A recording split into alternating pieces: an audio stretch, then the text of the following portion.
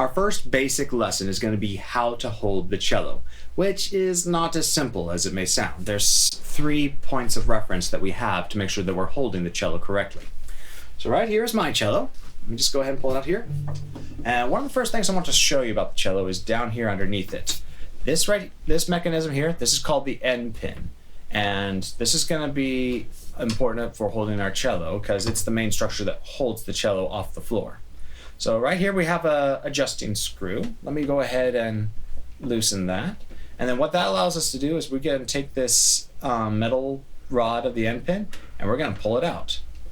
Now let's look up here on the main screen. So this cello end pin, it can slide pretty far in and out. Now exactly how far it needs to slide out is going to depend on 2 things. First thing is your cello. Not all cellos are created the exact same way, so there's going to be some slight differences that are going to affect how far this pulls out to. Another factor is you yourself as the cellist, mainly how tall you are. That's going to also determine how far you need to pull this out as.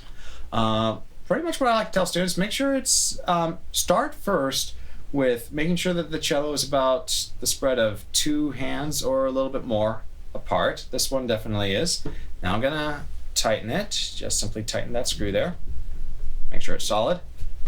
And that's gonna give us a starting point. That's not exact what we need to do because there are 3, like I said, there are 3 points of reference we need in order to make sure we're holding the cello correctly. So first point of reference is right here, this peg for our lowest string, the C string. So this peg, what we want that to be is, let me turn my head aside here. We want this peg to be at the same height as our ear here. Not only at the same height, but we want that peg to become a little bit behind our ear. Let me just turn my head there. So if you have that peg behind your ear and at the same height as it, then you're already in the general ballpark of where you want this peg to be, of where you want that end pin to be extended to. So once you have that point of reference, go ahead. The next point is going to be how the cello sits in front of you. Now let me just adjust myself here. I just want you to take a look at this screen right here. So you'll notice that this corner of the cello here is going to rest right on the inside of my knee. I'm not going to put my knee behind it. That's just going to push the cello too far in front of you. You want the cello to just rest right on the inside of your knee, on that side as well as this side.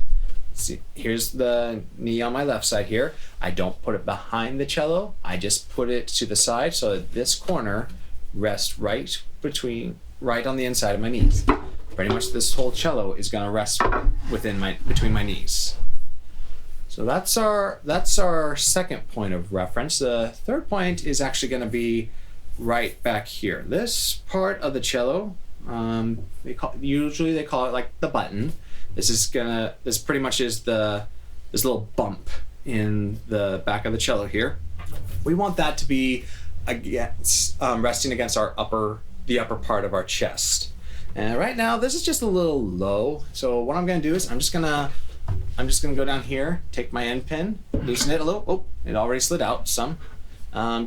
I just wanted to lengthen it a little because I still want this peg, the C string peg, to be within the general range where it's level with my ear and behind it, but I also want this to rest against the upper part of my chest here. All right, there. Now that's a bit more comfortable for me. Now, as you get more practiced with holding your instrument, some of these things you're just going to know automatically. You're not going to have to go through all the checks that I explain here. You're going to automatically know how far your end pin needs to slide out and also how far you need to let the cello sit on the floor in front of you. Until now, use these 3 points of reference to guide you in holding your instrument. Make sure that here, let me turn to actually this way. Turn the side here. You need to first make sure that this C string peg, the same height as your ear, and in the general range where it's sitting behind your ear, that these corners of the cello are resting on the inside of your knees, not in front of them, but inside your knees. And also that this button right here, this little bump at the base of the cello and the neck, is against the upper part of your chest.